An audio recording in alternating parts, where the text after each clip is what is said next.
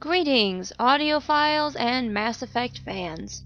Welcome to my reading of my fanfiction, After the Fall. This is a Mass Effect fanfiction, and as such, most of the characters and the universe belong to BioWare/EA Games. No copyright infringement is intended. However, the scenario and occurrences within this fanfiction are my intellectual property, so if you decide you want to share this with someone, credit me. Please.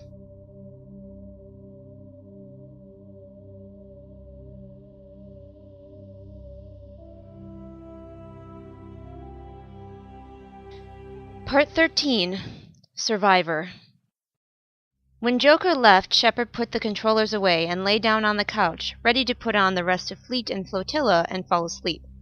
Before she pressed play, the comm beeped. Shepard tapped the screen and Chakwa's face appeared. "Doctor?" Shepard asked, worry already creeping into her voice. "Sorry to disturb you, Shepard. Kirrahe is awake and has requested to see you. I told him I would ask." "Is he all right?" Shepard was already shedding her pajamas and pulling on a tank top and jeans. "He is recovering well, but I think seeing you would boost his morale." "I'm on my way," Shepard said, tugging on her boots. It took mere minutes to get to the medbay. Her legs actually felt better after their day of rest. Though they still twinged, she was able to walk with more sureness than she had for days. Perhaps Garrus had not been completely wrong about her needing a day of rest. Of course, she would never let him know that, she smiled to herself as the medbay doors hissed open. The lights were dim. It was getting late in the evening. The ship still ran on Citadel Standard Time, even though they orbited Earth. Chakwa sat at the end of the room, the light from her computer screen washing across her face. Stone stood with her, seemingly working on several computers at once. Cadell appeared to be asleep. Across from him, in a dimly lit section of the bay, Shepard could just make out her Solarian friend's form. "Chakwas?" Shepard whispered, not wanting to wake anyone. The doctor turned, smiling a greeting. She strode over to Shepard and led her toward Kirrahe's bed. "Be gentle with him. He took quite a beating. Several lacerations and bruises, some minor internal bleeding, a broken finger, and several broken ribs, all mending nicely." Chakwa seemed to add the last statements when Shepard looked at her with alarm. "Shepard!" Kirrahe had spotted her. He slowly propped himself up against his pillows. She held out her hands to help him, but he gestured them away. "Thank you, Commander, but I can manage." His voice was weak, but his eyes shone with wakeful determination. "I'm sorry if I disturbed you in any way. As silly as it sounds, I wanted to ensure that you were, indeed, still alive. My mind was a bit foggy when I woke, and I was not certain that the last few days had been real." "I'm afraid so." Shepard sat down on the bed beside his, pulling up her legs and crossing them. "I'm sorry we didn't find you sooner." He waved a dismissive hand. "The Reaper did most of this damage. Your human friends, while not exactly kind, were far from cruel." "I assure you that most human hospitality is far better than that." Shepard smiled wanly. "It seems that once again you have pulled me from the fire. For that, I thank you, Shepard." He extended a hand for her to shake. She took it gently, but he still winced when he let his arm fall back to his side. She scooted forward, worry clear on her face. "Are you in pain? Chakwas can give you something." She leaned out to get the doctor's attention, but Kirrahe stopped her with another motion. "No, I'm fine, Shepard. Solarian ribs are stronger than human ones and slightly springy, so to break one requires a great deal of force. But they are mending well, as your physician has already assured you." Shepard sat in the semi-dark for a moment. She was unsure what to say, but did not feel that she should leave. Kirrahe seemed lost in thought, sadness written on his long features. "Chakwas said something about morale?" Shepard finally asked, her voice quiet. Kirrahe looked up. "I will admit I have been a bit despondent. You and I, we're bluff old soldiers now. We've seen our fair share of it. But you never get used to it, do you? Losing your team?" "No." Shepard's voice was so quiet she wasn't certain that her friend had heard her. Emotion clogged her throat, making it difficult to breathe. Or was that something else? "You never get used to it." "On Earth?" Kirrahe's voice, too, was almost lost in sadness. My team and I were working together with some humans in Destory to keep the Reaper's attention. We knew you were heading to the Citadel to end things. We only had to hold on a bit longer." Shepard's heart gave a painful twinge, and it was becoming impossible to swallow. She fought back her body's urge to hyperventilate. Her recriminations and feelings of failure flooded her mind. Kirrahe pressed on. She could tell that he needed to speak to someone about his losses. She was likely the only person he would tell. She had to keep it together. "The Asari team put up barriers, and we peppered the Reapers with ground fire. We were all right until one of them took real notice of us. I suppose that was our job, to get its attention. It turned that great beam weapon on us. Missed the first couple of times. I tried to use that time to get my men out, but they wouldn't leave without the human team, who had wounded." A tear prickled in Shepard's eye. "You had some good people," she said tightly. "I did. I went back to try to help them, but a beam caught them. The blast threw me back like a toy tossed against the rocks by a wave. That's how I got so smashed up. After I was thrown, I couldn't think or see clearly, but I could hear what was left of my men. Screaming." Shepard leaned forward, reaching across the gap between the beds and laying her hand on top of his. He didn't meet her eyes. She hesitated for a moment before she spoke. "You're familiar with my military record? I know Solarians, you've done your research." He gave her a crooked smile, a gleam in his eye. "I have. I know that my file is very vague on the subject of Akuze." "It is. It states that your unit was killed by a Thresher Maw, but it doesn't go into further detail." He seemed to sense where she was going. He slid his hand out from under hers and set it on top. "I understand that humans like to share difficult moments with one another in times of stress, but please do not feel obligated to share if it causes you pain." Shepard looked up earnestly into his large eyes. The dim lights from the medbay reflected off them, shimmering. "I haven't told any of my crew this story. Not even Garrus, my mate," she clarified. Kirrahe nodded, silently indicating that she go on. "I'll probably tell him when all this is over, but I've always felt that you might be one of the few people who could understand. Garrus' experiences lie mostly with small units. It's not quite the same." "Indeed it is not," said Kirrahe, his eyes understanding. She could tell he was recalling his years of service and struggles as a commander. "Back then, we didn't know that Cerberus was behind the Thresher Maw attack. We thought we'd stumbled into a nest. But I'm getting ahead of myself." She leaned back slightly, taking a shaky breath to begin the story. "It was my first command as a Marine. I was excited, I won't lie.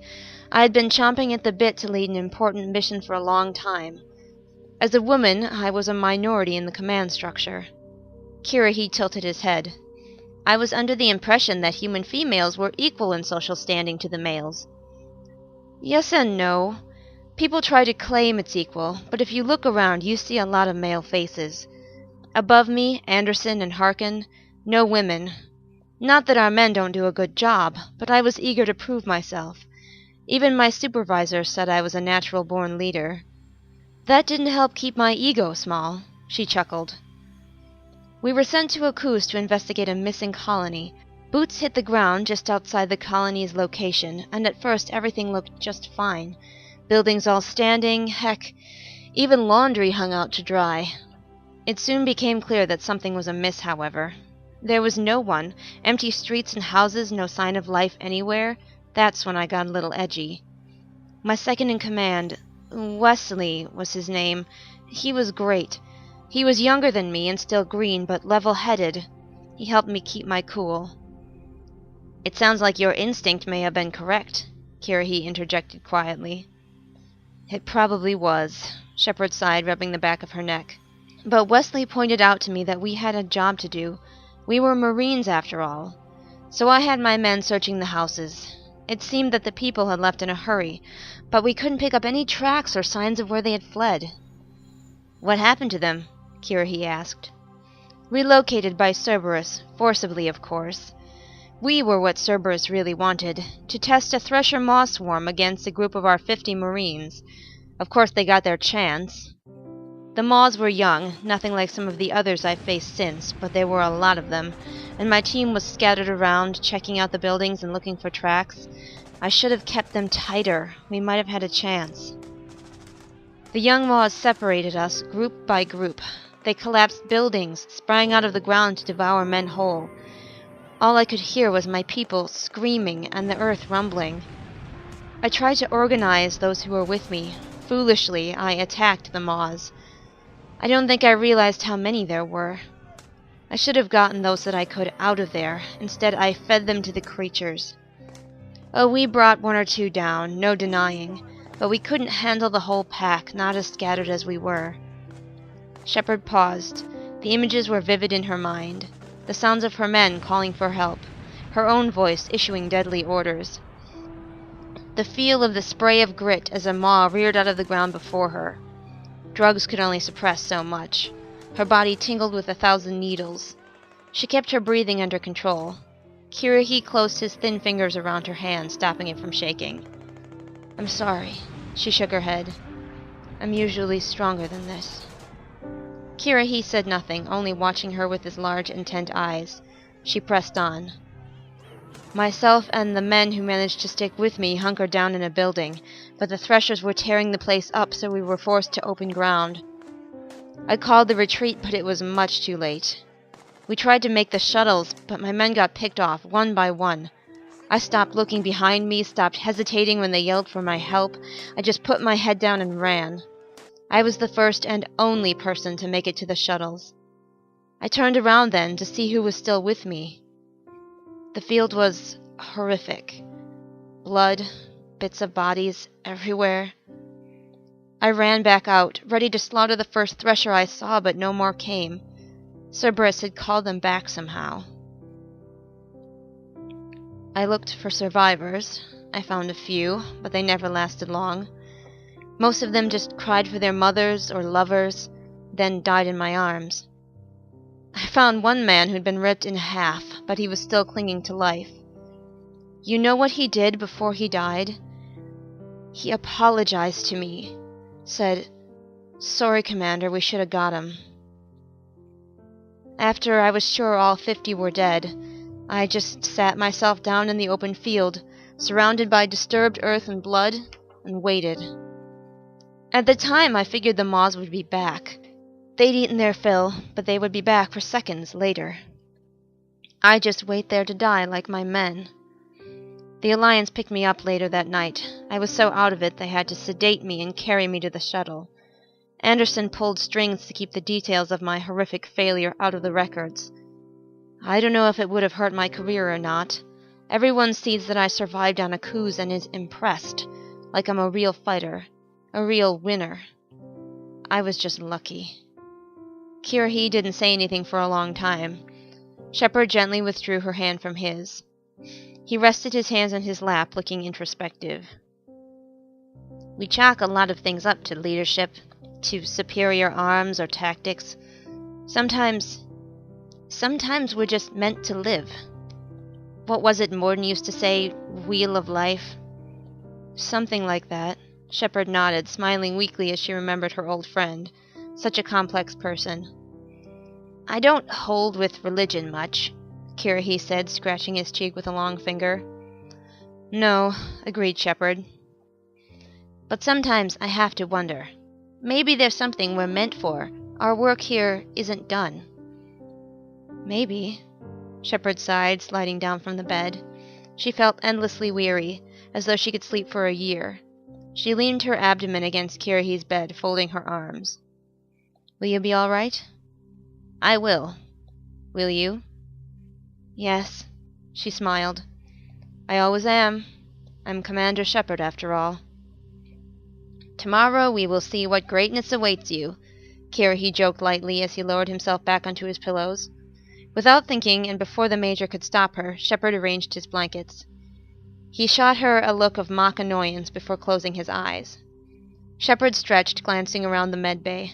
Chakwas had retired, and Stone was curled up on a biobed. He looked almost cute in slumber. Almost. Then she glanced across the room to see two pale blue eyes watching her. Anger rose in her. She strode across to Cadell, who sat up hurriedly, sensing her anger. He cowered, eyes wide. "I'm sorry," he whispered. "I overheard. I couldn't help it." "I think you could have," growled Shepard. She felt violated. She wasn't one to share with anyone she didn't trust explicitly. It wasn't as if Cadell could do anything with the information she had told Kirrahe, but she hated him knowing. It was all she could do not to hit him. He seemed to sense this, and looked appropriately frightened. Blue light flickered at his fingertips, then vanished. He knew better than to try biotics. The wrath of the crew would come down on him harder than a sledgehammer. He seemed torn between the fear of her clenched fists and the possibility of dying at the hand of a wrathful Turian. Shepard let her hands relax. Though her mind was still buzzing, she was better at controlling her temper than she had been as a youth.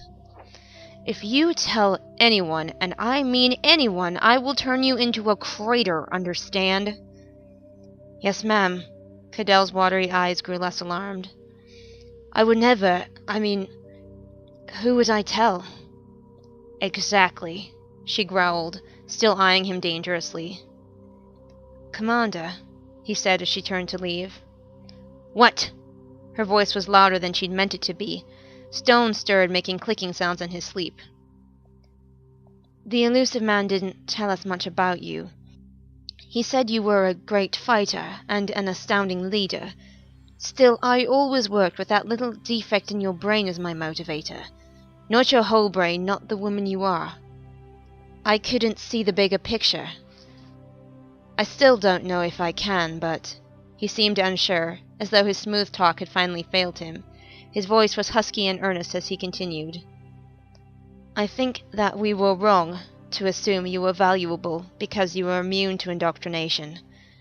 I think it's clear that the elusive man didn't fully understand what he was reviving."